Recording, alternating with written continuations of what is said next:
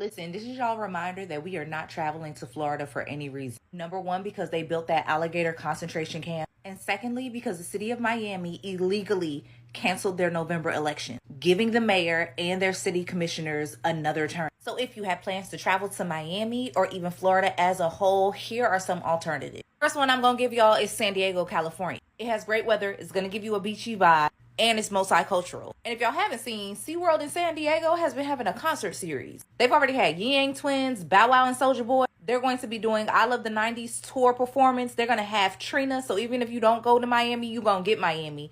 Genuine. And at the end of August, they're going to have a Turned Up Tour concert series that has Paul Wall, Petey Pablo, Jaquan, and Bubba Sparks.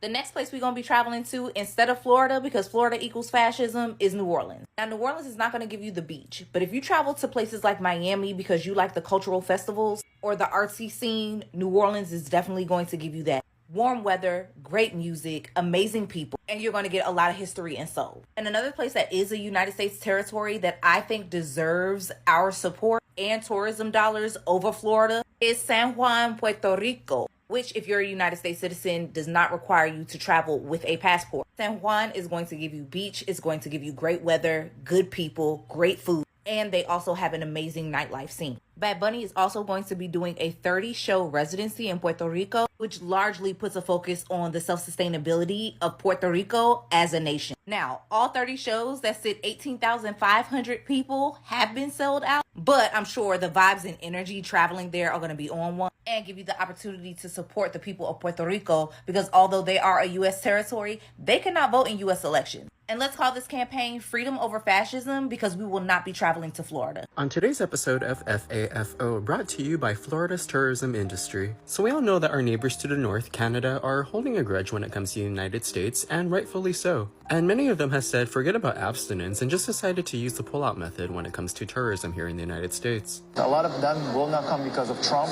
and what was going on with Canada. They just don't want to come and spend their money here. The cost of living here has changed a lot. Everything went up. The Grenier family owns Jarabelle.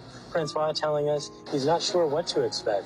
According to Visit Lauderdale, Canadian visitors are down by 10 to 16% since April, and 13.5% fewer Canadians are flying in.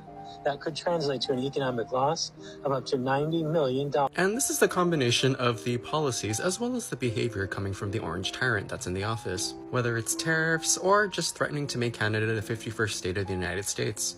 And as you just saw in that clip, travel is down 10 to 16% since April, as well as a drop in air travel by 13.6%. The only thing that I'm aware of that has a bigger drop than that is JLo's popularity.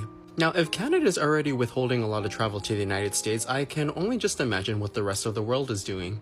And honestly, I don't blame the rest of the world. Catastrophic loss to tourism in Florida just from Canadians. A lot of them will not come because of Trump and what was going on with Canada.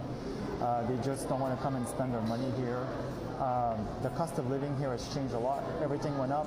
It's no secret Canadian snowbirds haven't been flocking to South Florida lately. President Trump's immigration rules and tariffs have caused controversy in Canada. The greater Fort Lauderdale is expecting up to 150,000 fewer visitors from Canada. You know, they make up one of the largest groups of international visitors to South Florida. According to Visit Lauderdale, Canadian visitors...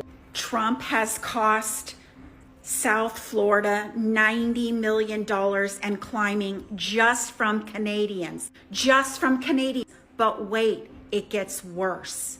Did you know the entire world is boycotting the United States of America in tourism? Did you know that we are right now on track to lose $31 billion in tourism alone just in 2025? And that is an estimate. And yes, it has grown. Trump is destroying the USA. Do you agree? Have you canceled your trips to the USA? Drop your comments below. All right, can someone explain to me what the hell is going on with downtown Orlando? I'm someone that's from downtown St. Pete, and this is literally like a dystopian hellscape. Like, there is absolutely nothing going on here. I mean, what's the deal? What's the deal, guys? A few weeks ago, I made a video talking about how I was on the beach and I asked a couple where are they from? And by asking that question, I had an epiphany about the current state of tourism and how the culture has shifted. And this is where my confusion comes in, because when I posted that video, it was actually received very well. A lot of people understood what I was saying and where I was coming from, and there was this discourse amongst people from Florida and people not from Florida kind of having this conversation about the state of tourism right now. Majority-wise, it was a really, really great conversation happening in this comment section. So why am I confused? Well, last week, I was speaking at a travel and tourism event. I talked for about 15 minutes, and then at the end of the event, I had an opportunity to ask everybody that went, kind of like, how is tourism doing from your experience? And I got a really interesting response, because some people in the room immediately were just like, ugh, it's bad. This year has not been good. However, somebody from our traveling and tourism marketing agency was in the crowd.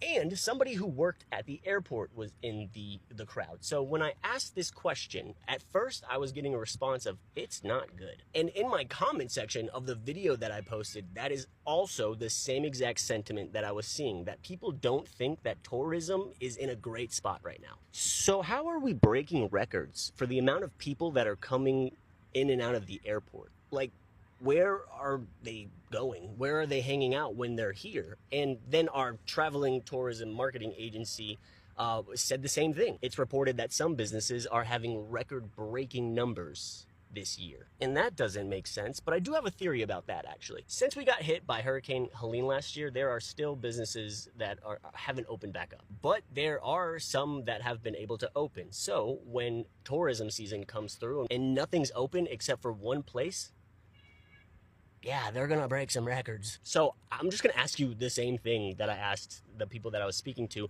How is tourism doing in your personal experience? Are you breaking records, or are you kind of noticing a little bit of a dip? Let me know in the comments. So the United States, since Donald Trump has taken over, has lost $12.5 billion. That's right, 12.5, a staggering $12.5 billion in lost tourism revenue. The loss is attributed to factors such as Trump-era tariffs, immigration crackdowns, and the new $250 integrity fee. So that's a 22.5% decrease in international visitors just since Donald Trump's taken office. Folks, let me know what you think about this in the comments. The source for this is Forbes magazine and the Economic Times. Hello everyone, it's Anthony. Hey, so I love you guys, and if I had a present for every one of you, I would give you, because you mean a lot to me. The support, watching my clips, it's amazing having you here. So our country is collapsing in real time. No one is visiting US at the moment because of visa restrictions, the fees which has been added. So the boycotts from Europe, Canada. No one wants to visit US anymore. Florida beaches are empty because racism don't pay the bills. Now, those beaches and businesses are empty in Florida, and the business owners are scratching their head. They're like, I don't understand what's happening and why this is going on. This is what happens when you build your entire platform on bigotry and fear. When you spend years attacking immigrants, the very people who visit your state, spend money in your hotels, eat at your restaurants, buy your tacky-ass beach tiles, don't act shocked when they stop showing up. And understand, it's not just tourists who aren't coming to Florida. When you squeeze the working class like a lemon, there is no juice left for joy. You think people got beach money right now? People can't even afford to go outside. And all those Trump tariffs, those weren't on corporations. Those were Trump taxes on us. Prices went up, jobs got cut, and now folks are choosing between groceries and gas, not plane tickets to Clearwater. And y'all made Florida a hostile environment, honestly. And not just for immigrants, but also for black people, LGBTQ, teachers, hell, even librarians. Y'all made the beach a battleground. So now it's just you and those overpriced souvenir stands collecting dust. And now conservative business owners are mad. But they're mad at the consequences of the policies that they voted for. Baby, this ain't karma. This is cause and effect. Conservative policies destroy communities, period. So ask yourself, How long are you guys going to continue to vote against your own business? So it looks like some Florida beach community businesses are struggling with a lack of summer tourism. And it looks like they can't seem to figure out why. For us either. I don't know if it's the hurricane, the economy, a mix of the two, but we've definitely been, everybody around here that I spoke to has been down about 30%. But, I have a couple of ideas as to why this is possibly happening. I'm gonna venture a guess and say that it has something to do that happened back in November of 2024. I mean, our Canadian neighbors from the north are cutting back on traveling to the US. And even other international visitors are cutting back on traveling to the US because of political tensions. And it looks like spending from international visitors is looking to drop by $8.5 billion this year, as estimates show. Also, people have less disposable income because of rising cost of food, as well as bills and everything else.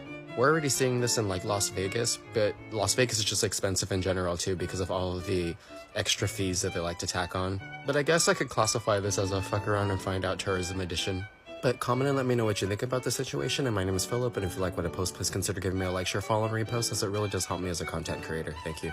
All right, my loves. All right, I need your attention. I had said this once prior in one of my videos, but I need to reiterate this for everyone that hasn't heard, that did not see my video. If you are not, or even if you are a U.S. citizen, but you are Latino, or you speak Spanish, or you look like us, te pareces a nosotros, do not, again, I repeat, guys, do not travel to Florida. What I'm saying is that Florida's immigration policies have become just as bad or worse than Texas. And I'm talking about people are getting picked up and sent to Alligator Alcatraz. And we're talking about, guys, there's people in Alligator Alcatraz. First of all, there was a minor for 3 days. There's a DACA recipient. There's permanent residents in there. There's a person in there that's in there with a tourist visa. Like, guys, it is absolutely not safe. They are racially profiling in Florida. Excuse me. If you look Latino and, you know, as Latino names are disappearing out of the DMV database, you might not want to travel to that state. Because if they can't find you, you are going to be detained and sent to Alligator Alcatraz for God knows how long, my love. Please stay safe out there. Spread this message for awareness to everyone. Stay out of Florida, my love. Stay out of Texas. Stay out of any red states. I love you guys. Be safe out there. If you see something, say something, my loves.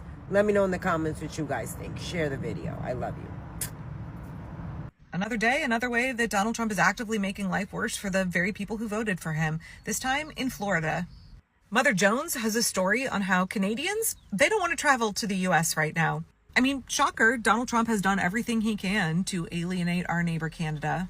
Why would Canadians want to spend their money in the U.S.? Our president has threatened to invade them. Trump's illegal tariffs are hurting their economy. Tourists are being snatched up by ICE and detained for days and weeks.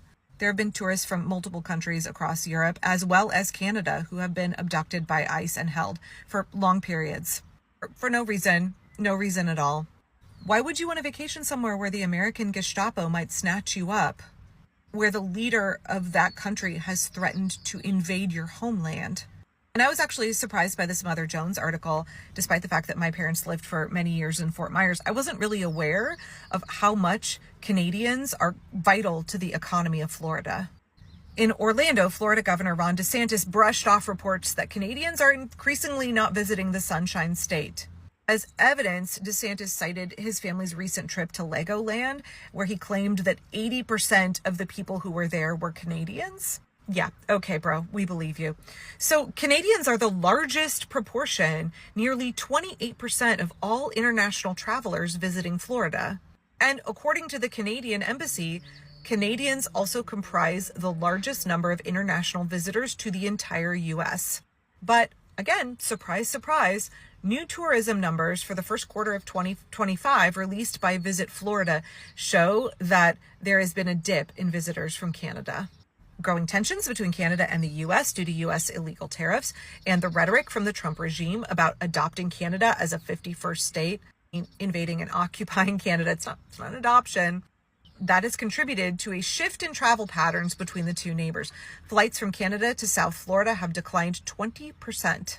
Visual Approach Analytics, an aviation data firm, found that Canadian travel had decreased 20% at the Fort Lauderdale airport and 12% at Orlando's airport between January and March of this year.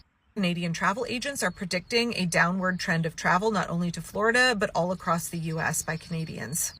After Trump threatened to punish Canada with tariffs and the annexation of Canada as a 51st state, again, why are we using this word annexation like Putin annexed Crimea? You mean invade and occupy a sovereign nation.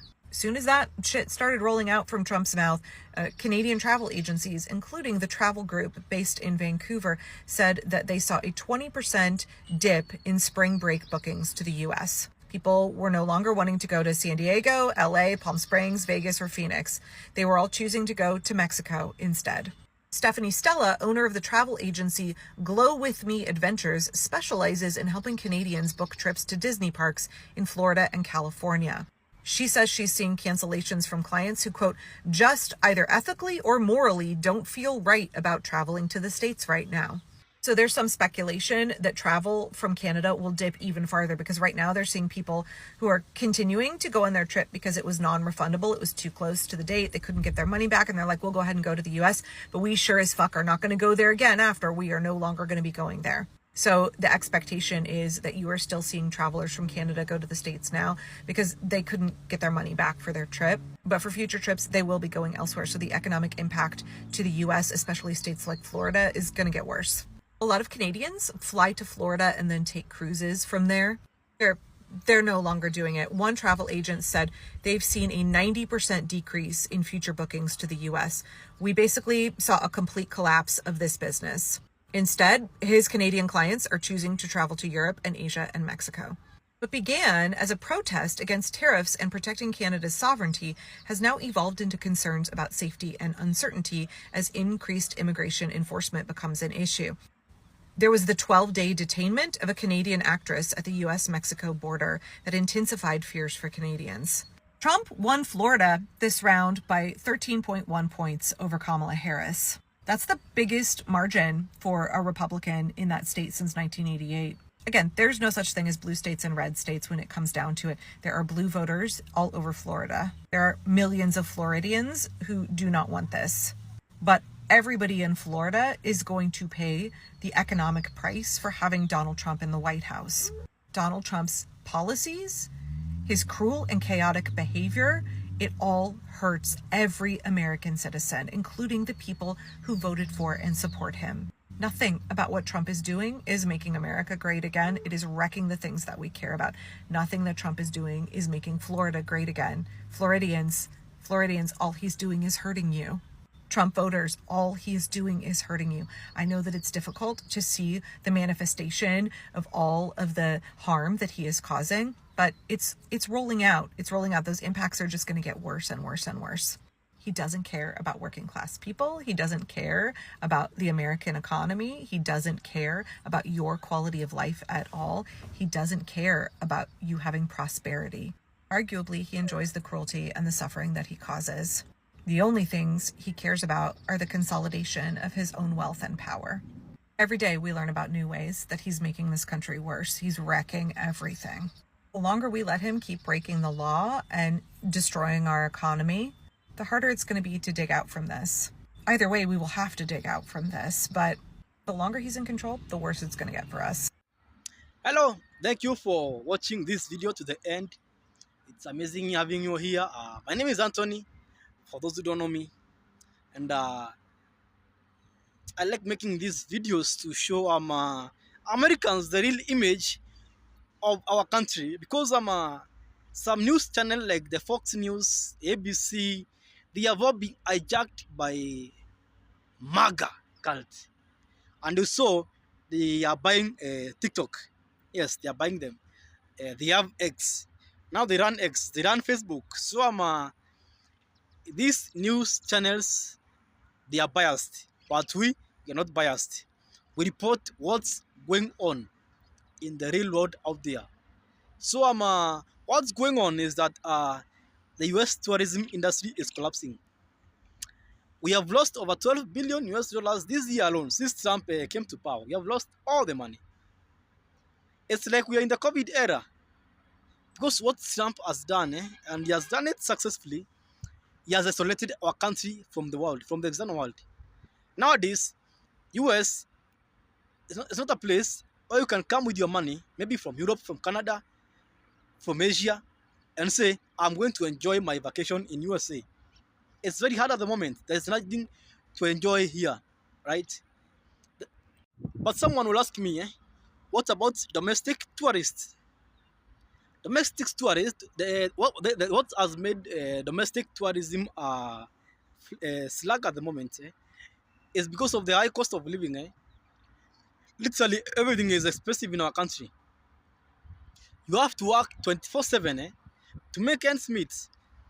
It's the only country in the world, maybe, correct me if I'm wrong, with the exception maybe of some few countries, where people have to work on weekends. Yes, you have to work on weekend because one job can't sustain you. So people have to work 2 jobs. People have to work to the weekends. When you take a vacation from your work, maybe you have to go to work at another place so that maybe you can foot the bills. So consumer spending is at all-time low. That's why many people are not taking vacations. People are not touring these places which depend on tourism all year round. It's very mad at the moment because our economy is in the... So tell me in the comment section, what do you believe about the direction our country is taking at the moment? Do you think that we are headed to a safe place as a country? Do you think we are headed towards a safe place as a country? Tell me in the comment section. Tourism is down. Our farmers are suffering. Trump is thinking of firing federal workers after the government shutdown. Our hospitals are closing. Everything is coming down in our country. Everything is collapsing in our country. It's really very bad. So tell me, what do you think in the comment section? I'll be waiting.